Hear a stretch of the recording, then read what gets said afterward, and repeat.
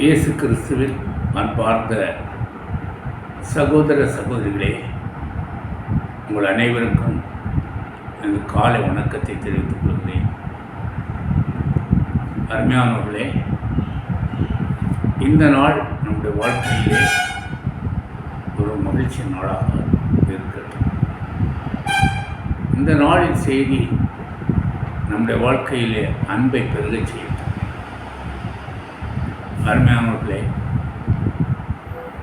இந்த நாளிலே நாம் தியானிப்பதற்காக எடுத்துக்கொண்ட இறைவார்த்தை யூதா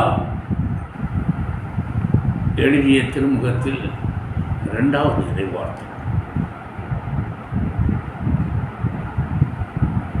ஒவ்வொரு திருமுகமும் எழுதும் பொழுதெல்லாம்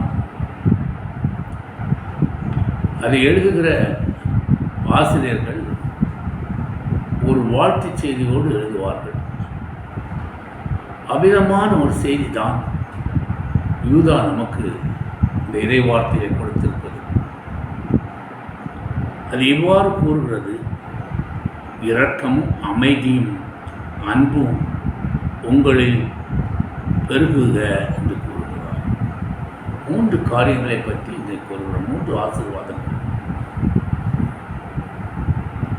முதலாவது அவருடைய இரக்கம், இறைவனுடைய இரக்கம் நமக்கும் நம்முடைய குடும்பத்துக்கும் கடந்து வர வேண்டும்.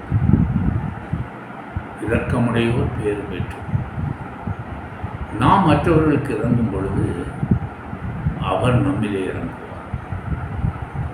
நாம் மற்றவர்களுக்கு நன்மை செய்யும் பொழுது இறைவன் நமக்கு நன்மை செய்வார்.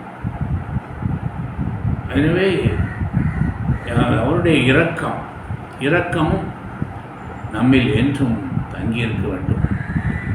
அவருடைய இரக்கம் நமக்கு வந்துவிட்டாலே, நம்முடைய குடும்பத்துக்கு வந்தாலே, நாம் எடுக்கிற எல்லா காரியமும் அது நலமாக இருக்கும். ஏனெனில் இரக்கம் என்பது நம்முடைய துன்பத்திலே, நம்முடைய கஷ்டங்களிலே, நம்முடைய வேதனையிலே, நம்முடைய கவலையிலே இறைவன் நமக்கு காட்டும் ஒரு செயல்தான் இரக்கம். நம்மேல் நாம் இரக்கத்தின் ஆண்டவருடைய 3ஆம் மணிகளில் இரக்கத்தின் ஆண்டவர் ஜெபத்தை சொல்கிறோம். ஏனெனில் கடவுளுடைய இரக்கம் நம்முடைய வாழ்வை நலப்படுத்தும். கடவுளுடைய இரக்கம் நம்முடைய வாழ்க்கையை வளப்படுத்தும். கடவுளுடைய இரக்கம் நம்முடைய வாழ்வில் எல்லாமே நன்மையாக செயலாற்றும். அருமையானவர்களே, இந்த முதல் ஆசீர்வாதம் ஆண்டவருடைய இரக்கத்தை பற்றி அவர் கூறுவார். இரக்கம் நிறைந்தவர்களாக நம்மிலே இறைவனுடைய இரக்கம் தங்கும்படியாக நம்மை நாம் தயாரித்து நாம் ஆண்டவருடைய ஒரு இரக்கத்திற்காக ஒவ்வொரு நாளும் கேட்க வேண்டும். கேளுங்கள், உங்களுக்கு கொடுக்கப்படும் என்று சொன்னபடி நாம் அவர் நோக்கி இரக்கத்துக்காக வேண்டும் பொழுது அந்த இரக்கம் நமக்கு கடந்து வரும். அவர் இரக்கம் கடந்து வரும் பொழுது நம்மில் இருக்கிற நோய் நொடிகள் எதுவாக இருந்தாலும் சரி, நம்முடைய பிரச்சனைகள் எதுவாக இருந்தாலும் சரி, அத்தனையும் மறைந்து போகும். அறிவார்களே, எனவே தீராத வியாதியில் இருக்கிறவர்கள் ஆண்டவருடைய இரக்கத்திற்காக மன்றாடுங்கள். தீராத பிரச்சனை கடன் காலத்தில் இருக்கிறவர்கள் ஆண்டவருடைய இரக்கத்திற்காக மன்றாடுங்கள். தீராத தொழில் தடையில் இருக்கிறவர்கள் ஆண்டவருடைய இரக்கத்திற்காக மன்றாடுங்கள். திருமண தடைகள் இருக்கிறவர்கள் ஆண்டவருடைய இரக்கத்திற்காக மன்றாடுங்கள். அவர் இரக்கம் கடந்து வந்துவிட்டால் நம்முடைய வாழ்க்கையிலே எல்லாமே சரி செய்யப்படும், நலமாகும். எனவே அருணாக்களே, வாழ்கிற நாட்களெல்லாம் அவருடைய இரக்கத்தை நாம் மறக்கவே கூடாது. ஏனெனில் அவருடைய இதயம் இரக்கம் நிறைந்த இதயம். எனவே தான் நாம் இரக்கத்தின் ஆண்டவரை நோக்கி மன்றாடுகிறோம். அதுவும் அவர் இறந்த நேரம் 3ஆம் மணி வேளையை நாம் அதற்காக தேர்ந்து கொடுத்திருக்கிற திருச்சபை.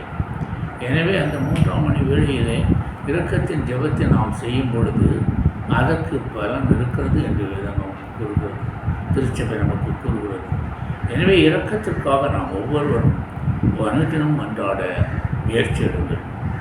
ரெண்டாவது காரியம் அமைதி. இது எங்கே அமைதி இருக்கும் என்று பார்த்தீர்கள் என்றால், எங்கே மகிழ்ச்சி இருக்கிறதோ அங்கே அமைதி இருக்கும். ஒருவருடைய வாழ்க்கை அமைதியாக அமைந்துவிட்டால் அது முக்கியமே பெரிய ஒரு ஆசீர்வாதம். இறைவன் மரித்த பொழுது சீடர்கள் பயந்து நடுங்கி அவர்கள் ஒரு இல்லத்திலே மறைந்திருந்தார். தங்களையும் அறைந்து விடுவார்களோ என்று பயந்திருந்த நேரத்திலே உயிர்த்த ஆண்டவராக இயேசு ஆண்டவர் உலகத்துக்கு வந்த பொழுது முதலில் சீடர்களை சந்தித்த பொழுது அவர் உதிர்த்த வார்த்தையை, உங்களுக்கு அமைதி விட்டார். ஒரு முறை அல்ல, 3 முறை இந்த வார்த்தையை திரும்ப சொல்கிறார். ஏனென்றால் அமைதி ஒரு மனிதனுடைய வாழ்க்கையிலே ஒரு அணிகள். ஒரு பெண்ணுக்கு அமைதி சாந்தமும் அமைதி அணிகள்னு சொல்லுவார். எனவே எந்த இல்லத்தில் அமைதி இருக்கிறதோ அந்த இல்லம் மகிழ்ச்சியாக இருக்கிறது என்பது அதனுடைய நோக்கம். அதுதான் அதனுடைய செயல்பாடு. எந்த இல்லத்திலே மகிழ்ச்சி இருக்கிறதோ அங்கே அமைதி இருக்கும். அங்கே தேவையற்ற வார்த்தைகள், வீணான சண்டைகள், கணவன் மனைவி சண்டை, பிள்ளைகள் அவிதமாக குடும்பத்தில் எந்த விதமான பிரச்சனையும் இல்லாதபடி அந்த இல்லம் அமைதியாக இருக்கும். அந்த இல்லத்திலிருந்து வெளியே சத்தம் கேட்காது. அப்படி எனக்கு தெரிந்த ஒரு சிறிய கதையை உங்களுக்கு சொல்கிறேன். எங்களை ஊரில் அருகிலே ஒரு ஊர் இருக்கிற, அந்த ஊரில் 2 குடும்பம் வாழ்ந்தது. அதில் ஒரு குடும்பம் பாருங்கள், அவர் அந்த நாட்களிலே அவர் கூலி வேலைக்கு போவார். அவர் கிடைப்பது 8 ரூபாய் சம்பளம். மாலையில் வந்தவுடன் அந்த இல்லத்தில் அவர் மனைவியிடம் கொடுத்து விட்டு அவர் வயலின் வாசிப்பார். அவர் வயலின் வாசிக்க தெரியும். அமைதியாக உட்கார்ந்து இறை பாடலே வயலிலே வாசிப்பார். அவர் தொட்ட வீடு, அடுத்த வீடு பெரிய கோடீஸ்வரர் வீடு. அந்த வீட்டில் நிறைய பணம் உண்டு, தேங்காய் குவித்து கிடக்கும். எப்போ பார்த்தாலும் சத்தம், சண்டை, சச்சரவு, கூக்குரல் தான் கேட்டுக்கொண்டிருக்கும். அந்த வழியாக போகிறவர்கள் இந்த முதல் வீடை கடக்கும் பொழுது அந்த வீடு அவ்வளோ அமைதியாக இருக்கிறது. அங்கிருந்து இறைவனுடைய அந்த பாடல், அந்த வயலில் அந்த சாந்தமாக அவர் வாசிக்கிற அந்த சத்தம் கேட்டு மகிழ்ச்சியாக போகும்போது, அடுத்த வீட்டுக்கு போகும்போது அங்கே கூக்குரல் கேட்கிறது. அவர்களுக்கு நிறைய பணம் உண்டு, ரொம்ப வசதி உள்ள வீடு. ஆனால் அந்த வீட்டில் அமைதி இல்லை. என்ன பிரயோஜனம் சொல்லுங்கள்? அந்த இதனால் என்ன பிரயோஜனம் அந்த பணத்தினால்? எனவே அன்பானவர்களே, முந்த நம்ம கடவுளை தேடும் பொழுது நம்முடைய இல்லம் அமைதியாக இருக்கும். நம்முடைய இல்லத்தில் அமைதியை காப்பது நம்முடைய ஒவ்வொருவருடைய தனித்தனி நபர்களுடைய கடமை. ஒரு கணவன், மனைவி, பிள்ளைகள் ஒவ்வொருவரும் நம்முடைய வாழ்க்கையிலே அமைதியை நாம் கடைபிடிக்க வேண்டும். ஒரு பெண்ணுக்கு அணிகலன்னு சொல்லும்போது அமைதியும் சாந்தமும் அவளுடைய அணிகலம் என்று சொல்கிறார். எனவே நம்முடைய இல்லத்திலே வாழ்கிற இல்லத்தரசிகள் அந்த இல்லத்தை அமைதியாக வைக்க முயற்சி எடுக்க வேண்டும். 3வதாக மிக முக்கியமானது அன்பு. அன்பு எங்குண்டோ அங்கு மகிழ்ச்சி உண்டு. அன்பு எங்கே இருக்கிறதோ அங்கு அமைதி இருக்கும். அன்பு எங்கே இருக்கிறதோ அங்கு பொறுமை இருக்கும். அன்பு எங்கே இருக்கிறதோ அங்கே பரிவு இருக்கும். அன்பு எங்கே இருக்கிறதோ அங்கே நன்மையும் இருக்கும். அன்பிற்கு இல்லத்திலே விசுவாசம் இருக்கும். அன்பிற்கு இல்லத்திலே கனிவான வார்த்தைகள் வரும், நல்ல நடத்தை இருக்கும் என்பது அன்புக்கு ஆவியின் கனிகள். அது பிரதானமான கனி அன்பு என்று சொல்வார்கள். இயேசு ஆண்டவர் இந்த உலகத்தில் வந்த பொழுது அவர் கொடுத்த கட்டளை அதுதான். முந்த உங்களுக்கு இறைவனை அன்பு செய்யுங்கள், அடுத்தது உங்கள் அயலாரை அன்பு செய்யுங்கள் சொல்லுவார். எனவே அன்பு என்ற அந்த கனி நம்முடைய உள்ளத்திலே செயல்பட வேண்டும். அந்த அன்பு என்ற கனி இல்லத்திலே செயல்பட்டால் அந்த இல்லம் இறைவனால் ஆசீர்வதிக்கப்படும். வருமானங்களே, ஒரு கணவன் மனைவி அன்பு செய்யும்போது, ஒரு மனைவி கணவனை அன்பு செய்யும் போது அந்த இடத்திலே 2 பேரும் ஒன்றாக மாறுவார்.